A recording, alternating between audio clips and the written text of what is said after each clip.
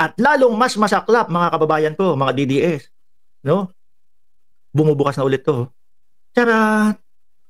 Kailan to? Ang balitan to? May 13, 2025. Anong petsa ngayon? 13 ngayon, di ba? May 13, 2025. Ano yung pinag-uusapan na ulit? Tara! Tatara, tara, tara, tara, tat. Oh, ICC trial looms for go at bato. Diyos ko po. ICC naman, kakapanalo lang ng dalawa. Tapos ganito na ang ibabalita ni kakapanalo lang ng dalawa. Eh baka po nagkakapapatok lang ng mga nung mga fireworks nila. Di ba Mitian Gamboa, Susan Torres at Miss Lady Cha, oh. Baka nga nagpapaputok pa yung iba eh. Tanong niyo si Kibuloy.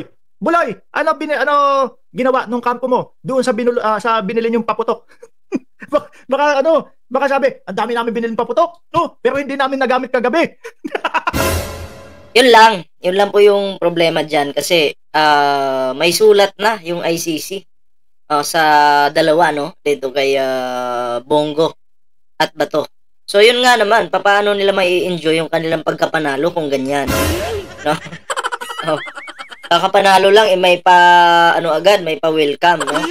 Pero syempre, no, ayun nga kay Sara Duterte, mga pre, nandun po, nangunguna po yung pangalan ni Bato doon at syempre, kasama din po si Bongo. Kasama nga daw po si Sara Duterte kaya nga lang medyo malayo pa po yung pangalan niya doon, no? So, yun yung tanong dito. Paano nila mai-enjoy yung kanilang pagkapanalo kung merong ganitong mga klaseng issue? Pero syempre, kahit paano ngayon, lumalakas-lakas yung loob nila kasi panalo sila eh. Kahit paano, magkakaroon siguro ito ng immunity. Ano kaya sa tingin nyo? Ano sa tingin nyo, mga pre? Diba? Syempre, ito po yung pag-uusapan natin ngayon at ang di umano'y vote buying po ni Amy Marcos, mga pre. Pag-uusapan natin, may papakita akong larawan sa inyo mamaya. Ayan talagang may pangalan ni Amy doon at may pera. Okay? Ipapakita po natin yan dito sa ating channel. Ayan So, syempre, bago po tayo magtuloy-tuloy sa ating reaksyon, ayan kung bago pa lang dito sa ating YouTube channel, huwag kalimutang mag-like, share, and subscribe para naman maging updated ka sa lahat mga uploads natin. Ayan so, eto na mga pre, no? At reaksyonan natin itong kay Mark Ramos na video. Ayan panoorin po natin ito. Ang dami namin binili paputok. Sana para kay Kibuloy. Hindi namin nagamit kagabi. Paano yun? Paglaya na lang ni Kibuloy namin gagamit. Hindi naman yun. Iba naman yung puputukan ni Bulokski. Yung mga, naman yung mga chicks. Hindi naman talaga, iba yung puputok. Alam nyo na kung ano yun, di ba? At syempre, may puputukan. Gagamitin. Daming mga DDS na nagmumura sa iyo dito. Hayaan mo sila dyan. Yung paputok ni Kibuloy, siguro, sabi ni Kibuloy, wala, talo ako. Pang 31 ako. Mamaya papakita ko sa iyo Sabi sa inyo pang 31 si Biloyski. Alay, akala ko ba maraming DDS? Bakit pang 31 si Kibuloy? So, eto mga pre, sabi kasi ng mga DDS, mga pre, ay talagang daw.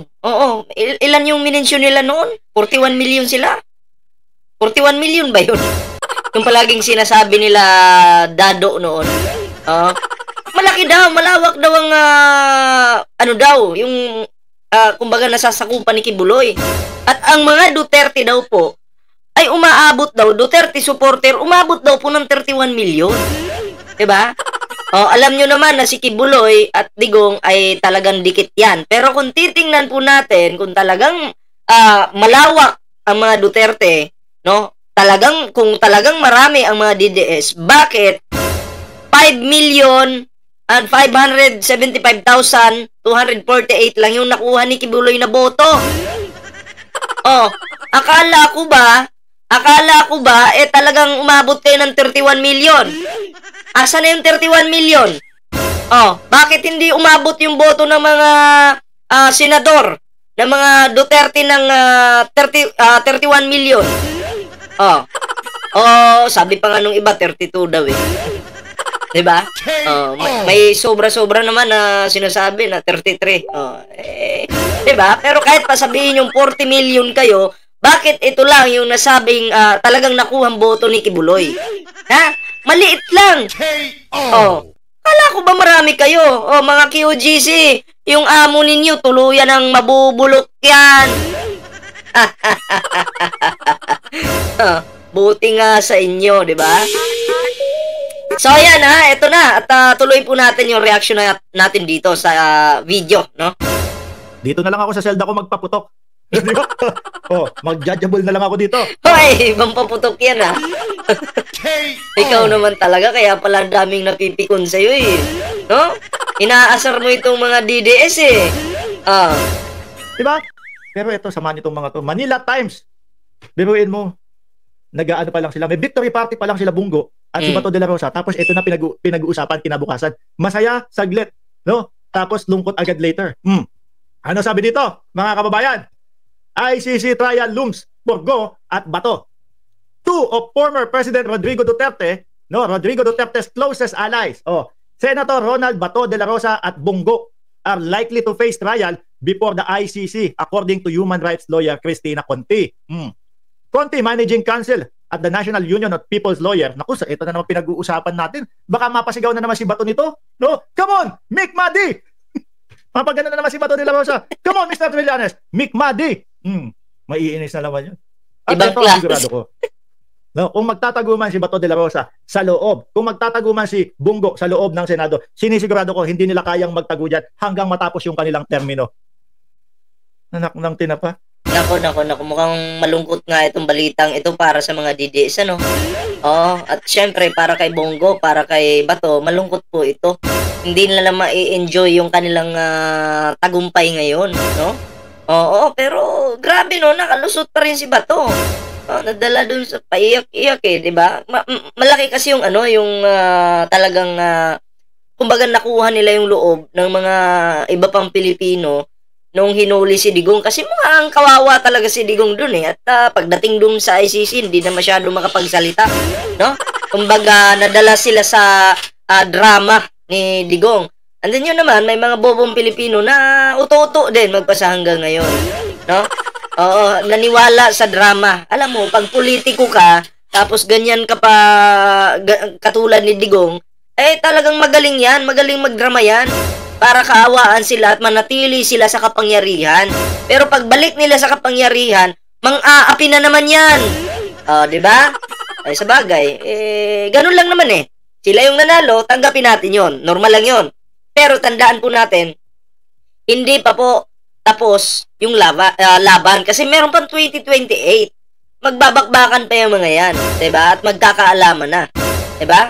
Ang tanong nga dito, pagbaba ni Sara Duterte, welcome kaya siya ng Interpol tapos ICC, 'di ba? Tingnan natin kung ano po mangyayari. Tuloy natin. 3 nanalo doon sa PDP, 2 maa-ICC pa. Saklap naman ang buhay ng mga DDS, Conti, Managing Counsel at the National Union of People's Lawyer and who represent several families of drug war victims said the ICC investigation into the Duterte's bloody anti-drug campaign is entering a decisive phase. Bato? Saklap po, mga DDS. Sabihin nyo, Mark, nasa na yung ICC mo? Nasa na yung ICC pinagyayabang mo? Dali! Ganyan naman yung diskarte ng mga mga DDS yung magsasabing, ang tagal naman ng ICC nyo. Wala pa hanggang ngayon. Yun pala, nandiyan na. Kumbaga parang yung ICC parang leon Dandahan lang gumagapang yan para mahuli kanila. Yan pala yung ICC. Ano kayo ngayon? Nga. Diba? Ano yung sinabi nyo? Dati, kaya dating Pangulong Duterte, Uy Mark, ang yabang mo, nasa na yung ICC mo? Ganon din ang sinabi nyo. Kay Buloyski. Diba? Mark, walang kwenta pala yung PNP mo. Hindi mahuli-huli si Kibuloy. Ang sabi pa nga nila, weak leader daw Weak leader daw ang Pangulo. Minamaliit pa si General Torres, sasampalin pa daw Yung pala, yung weak leader na talagang nasa isipan nila na weak leader tong gobyerno, weak leader si General Torre, yung pala yung huhuli talaga kay Kibuloy. Yung weak leader na sinasabi nila, no? Grabe, kalahin mo, PBBM lang ang talagang nagpadala kay Digong sa Dahig. KO! Diba? Tapos, si General Torre pa, yung humuli kay Digong at kay Kibuloy. Saan kayo lulugar niyan? Huli si Kibuloy. Pero masasabi ko ngayon, mga pre, masasabi ko talaga, pantay yung laban ng administrasyon at itong kampo ng ng kadiliman. Pero, ito yung tanong. Si Kiko Pangilinan at Bam Aquino, kanino kaya kakampi? Sa mga Duterte ba? O sa alyansa? So, malalaman po natin yan, mga pre. No? Kasi, mag-ano na lang tayo, masid-masid, makiramdam. Diba? Pero sana ay doon sila kung ano yung tama. Diba? Ayun, saklap. Iyakan! Nung dumating yung warrant of arrest sa ICC, sinalubong si dating Pangulong Duterte doon sa airport. Ayun, iyakan din. Sabi nga nila nun, mauuna muna kayong dumaan sa amin bago nyo makuha si tatay. KO! Ayan, nakuha si tatay pero wala naman sila. Nagtago pala. Dito, ngayon nyo sa amin sabihin na, Mark, nasan yung ICC nyo? Nakukuha kay Bato de la Rosa. Wala nang ganon? Na-trauma na kayo? Ayaw nyo na? Ayaw nyo na? Basahin ko ha. Kapag kami medyo masakit sa tenga ng mga DDS, takpan nyo na lang, gano'n, sakit kayo, masakit to. Bato, I'm pretty sure we'll get a warrant of arrest. Eto pa ha, si Inday Sara Duterte, sinabi din yan. Di ba? Mind conditioning, wag mo silang takutin, mind conditioning, no? Ikaw talaga pati si Torre, pinapawave mo. Yung si General Torre, laging handa yun. No, pag sinabi, arresto yun ito, si General Torre, laging, masusunod po. Diretso na doon. Walang kinatatakutan yun. Di ba, Shiro Kansaki? Bato, I'm pretty sure we'll get a warrant of arrest. Huwag kayo maingay, nagagalit si Dayday. Ginagamitan tayo na... Sabi dito, sabi ni Dayday, ikaw lus-lus. Yan lang yung kaya nyo. Yung mga ganyang komento. Bigyan naman kayo ng may lamang komento, mga DDS. Huwag naman tanga. Anong reaction nyo patungkol sa sulat ng ICC? Paano nyo kukontrahin ito? Dapat yan yung mga komento ninyo, hindi yung ikaw lus-lus katarantaduhan. Yan. Lamanan nyo naman yung mga sasabihin nyo. Ibig sabihin lang yan, baka mamaya ma-high blood ka Dayday may nag-comment kasi ito baka ma-high blood yan. Huwag kayo mag-alala, akin na yung pangkape. KO! Nagbabanta na, watch out. Ginagamitan tayo ng salitang Davao. Los.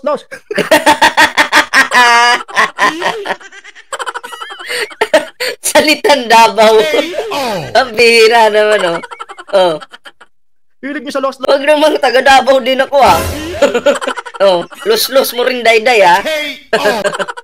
Los.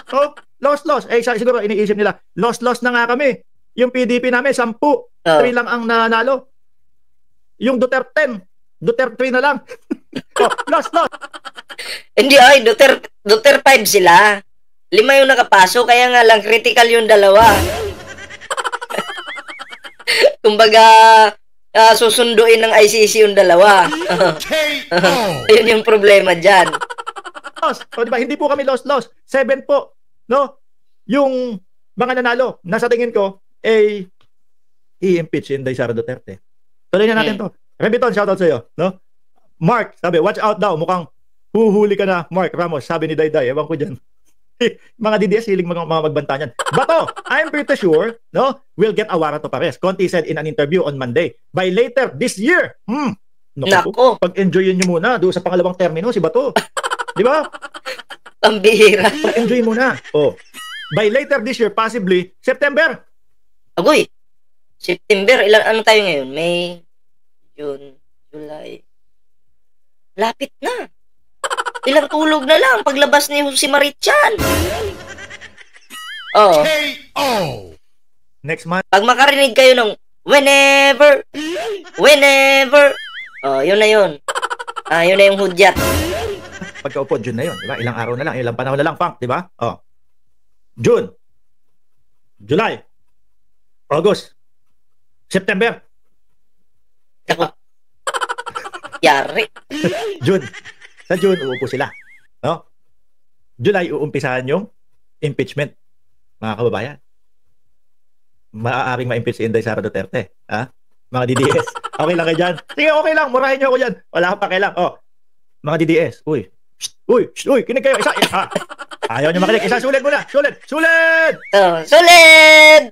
Dutay! KO. Okay, sulit tayo. Kami ni Mark Ramos, solid. Dutay! KO. Sige. Sulit.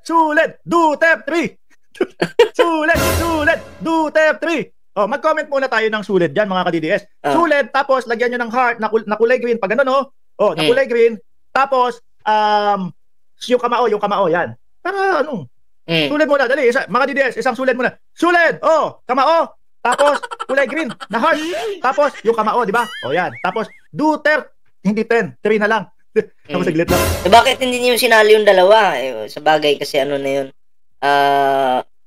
Baka mag-relax din sila sa dahig. KO. Daming OFW yung hindi nakaboto dahil online voting, sabi ni Antoinette Mix Vlog. Salamat po sa inyong super sticker. Oh, Duterte 3. Wala na. Baka yan, sinusuportahan namin kayo tapos ayaw nyo makisulit-sulit. Sa inyo nga galing yung sulit eh. Di ba? O, balik tayo dito. Ngayon, July, impeachment. Maaaring ma-impeach si Inday Sara Duterte. Tapos susunod naman, ito naman, ICC naman. Ang saklap talaga, ano? Yung sinulid, kadalasan po inilulusot sa karayom. Ganun po kahirap ang dadaanan ni Inday Sara Duterte. Impeachment, 3 dadaanan niya. No? Yung bribery, yung pagbabanta sa buhay ng Pangulo, at sa sino ba to? Ulit. Bribery, pagbabanta sa buhay ng Pangulo, at yung confidential funds. Oh, lulusutan niya. Pagka medyo nakalusot, ICC naman. Di ba? Hirap. Tapos ito, yung dalawa ninyong work from the Hague. No? Yung si dating Pangulong Duterte, paano kaya gagawin niya doon? Nanalo siya bilang mayor ng Davao. Ito may tanong ako sa mga Dabawenyo na talagang sumuporta kay Digong. Okay, binoto niyo si Digong. Okay, sinuportahan niyo si Digong. Ang tanong, papaano uunlad yung Davao kung wala mismo dyan yung isang mayor? Alam natin may mga tauhan naman eh. Pero iba pa rin kasi kung yung mismong mayor yung nakakakita ng sitwasyon ng lugar kung papaano niya ito aayusin. Kung wala siya dyan, nakakulong siya sa dahig, paano magtatrabaho yung mayor? Nakakulong sa dahig, monthly sasahod pa rin. Naisip niyo yun? Para kayong nagsasayang ng pera eh. Para kayong kumuha ng bato na pinukpok nyo rin sa ulo nyo. Hindi kasi pwedeng, taga Davao ako, kaya Duterte ako. Ako taga Davao din ako, pareho tayo. Pero ang tinitingnan ko kasi dito, paano niya maaayos yung mga problema kung wala siya? Yun yung tanong. Sinong mag-aayos? Vice Mayor. Iba naman yung trabaho ng Vice Mayor. Iba yung trabaho ng Mayor. Ang gagawin ng Vice Mayor, sumuporta sa Mayor. Ngayon, sinong susuportahan niya? Nasa daig yung Digong. Ano mangyayari dyan? Labo-labo na. Pag may mga request kayo, dapat mismo yung mayor talaga yung makakarinig sa mga request ninyo. Kung anong dapat baguhin, anong dapat paano umunlad. Saan kayo magre-request? Sa dahig? Sus Mariusip. Hindi, nag-iisip itong mga bumoto talaga sa kay Digong diyan sa Davao. Ewan ko ba? Di ginusto na yan, tuloy. Idol nyo eh. Pero ingat lang kayo, baka matulad kayo dun sa sa isang Duterte na bugaw, na Duterte daw talaga siya, kaya nga lang, muntik na siyang saksakin ni Pulong. Ingat kayo ha. Baka mamaya matulad kayo sa kanila, sa kanya. Paalala lang. Work from Hague. Kasi ang mga Duterte, walang pakialam yan sa mga supporter nila. May pakilang sila siguro kapag panahon ng eleksyon. Doon lang talaga. Eto, Bato de la Rosa at si Bongo, work from Hague din. Mauuso na po yata ngayon, mga kababayan. Work from the Hague. Dahil pupuno nung panahon ho mga bossing, nung panahon ng pandemic, work from home. Diba? Work from home nung panahon ng pandemic. Ngayon, work from dahig. Ang pangit pakinggan. Ay, naku po. Alisin ko na ho ito, mga kababayan. Baka mamaya si Bongo, putik na yan. Kakapanalo ko lang. O kaya si Bato de la Rosa. Di ba? Putik na yan. Kanina lang nagpa-fireworks kami. Kagabi lang nagpa-fireworks kami. Tapos biglang eto na. ICC naman niya yun. Pwede niyong ikomento dyan, mga DDS. Mark, nasa na yung ICC mo? Di ba? Ayaw niyo na. Oo nga. Magkomento nga kayo. Kahit dito sa channel ko. Mag-comment nga kayo. Tagal naman ng ICC na yan. Oh. Sabi nga ni Bato, sus, ICC. Trillanes! Sinigawan pa niya. Sabi pa nga ni Bato pwede kang sumama kapag ako hinuli. Din dumating yung isang interview, sabi ni Bato, pag nandyan na daw yung ICC, magtatago na siya. Biglang nagbago yung plano no? Ayaw nyo nang mag-ano? Ayaw nyo nang magkomento ng ganon? Ayaw na trauma na sila. Nadala na kayo sa dating Pangulong Duterte? Nung nagyayabang kayo, oy, hindi naman totoo yung ICC mo No, hindi naman totoo yung ICC mo. Nagulantang ho sila, mga kababayan. Nung lumabas na yung ICC nagulat sila, iyakan ako, sabay-sabay, mga kababayan. Kaya ako naniniwala ko, yung mga DDS, nadala sa pizza. Sa pizza pa, ni Bungo. Tsaka di sa iyak, wala po siyang chinelas doon sa dahig. Tangina. Pati ba naman chinilas? Ha? Sa tingin niya, hindi bibigyan si Digong ng chinilas doon? Matanda na siya, kailangan yan na hindi malalamigan yung paa. Kompleto po doon. Ako pa'y naniniwala na kompleto doon. Pero yung sasabing walang chinilas si Digong sa dahig, para namang sinisiraan niya yung ICC niyan. Grabe naman. Magaling Tapos dahil nga sa pagnanasa ni Bongo na maging presidente, biglang biglang ibinoto si Inday Sara Duterte, ma-impeach ka. Yari na, hindi pa naman okay. Dalawang yun. Yun lang po yung video natin, mga pre, So, ayan, may sulat na po, yung ICC dito sa dalawa, kaya Bato at Bato de la Rosa at Bongo, So, yun, abang-abangan natin kasi sabi ni Conti, baka sa September po, malabasan na po yung mga yan ng warrant of arrest galing po sa ICC. So, abang-abangan po natin, mga pre, At sana, huwag po tayo mawala ng pag-asa, meron pa po, tuloy po yung laban, hindi po ito matitigil, Tuloy po, kaya relax lang po kayo dyan. At magsama-sama po tayo para sa katotohanan, mga pre. At ngayon, mga pre, eto na, bigyan po natin ito ng reaksyon. Di umano, na ito si Amy Marcos ay nag-vote buying po. Tingnan po natin. Ay, hindi yan. Tingnan po natin ito. Yan. Lakihan ko lang po para makita po ninyo. Lalakihan ko lang. Ayan. Ayan, nakita nyo po yan. Ayan po harap ng balota, senator, ang nakalagay 39 Marcos Amy. Tapos meron pong pera. Ito po ay kalat po ito sa social media, So, yun. Itong si Amy Marcos, di umano ay talagang nag-vote buying po, kaya pala may nakasingit. Imagine di umano ang nagastos po ni Amy Marcos sa kanyang pangangampanya ay bilyon, 1 billion. Yun yung kumakalat din po sa social media, Billion po talaga.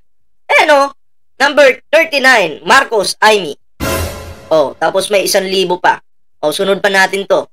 Ayan sino pa to? May nakasulat pa dito sa baba. Si Tan Doktora Helen. Hindi ko naman kilala yan.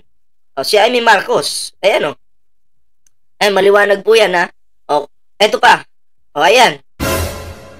Nakalagay po sa puting sobre, Tapos, nandun po yung yung kanyang pangalan. Ayan So, sana po, tingnan po ito ng COMELEC. Itong isyong ito, yan maliwanag po. May pangalan po ni dyan. May pangalan po ni Amy Marcos. So, sana po tingnan ito ng COMELEC at para ba? Pangit naman kasi na gusto mo lang mag-vote buying ka. para lang manalo. Tapos ngayon, si Abalos, sisiraan mo pa na sasabihin mo na, oh, ang machine na yan, pag hindi mo binoto, kahit hindi mo binoto si Abalos, ang lalabas ay Abalos pa rin. Eh, ang tanong dito ay may Marcos, bakit natalo si Abalos kung ganun palang may dayaan? Oh, bakit natalo? Oh, yun yung tanong. So, maling impormasyon, yung pinapakalat mo ay may Marcos. Fake news peddler ka rin. Diba? Kasi kung talagang may dayaan po doon sa machine na yon, lusot na po ngayon si Abalos. Pero bakit? Hindi nakalusot. So ano yung sinasabi ni Amy? Paninira. At dapat, ito, tutukan din po ito ng ating gobyerno. Kasi may mali. May kapalpakan. Diba? Yan kasi yung problema eh. Atat na atat si Amy. Kaya maninira. Magsasabi sa media na, oh, may narinig akong bulong-bulungan, Luzon, Visayas, Mindanao, na ito nga, bulong-bulungan. Ano ba, sino ba yung mga nagsasabi niyan? Yung mga ano din, feeling vlogger din, na nagpo-post sa social media. Ang tanong, kapanipaniwala ba yung mga pinopost nila?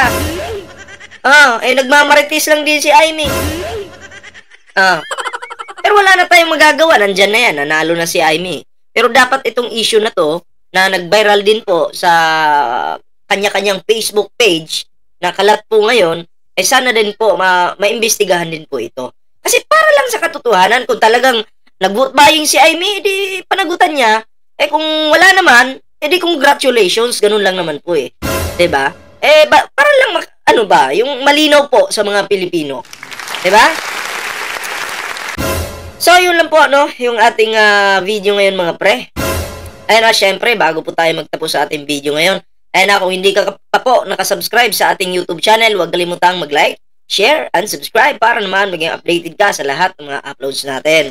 Syempre, kung hindi ka pa nakafollow sa ating Facebook page, huwag mong kalimutang i-follow ang ating Ballpoint Man 2.0. Libre po yan, walang bayad. Syempre, may timbirador po tayo. Maraming salamat po sa mga bago po nating subscribers dyan.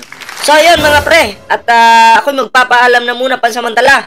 Kita-kits po tayo sa susunod na video.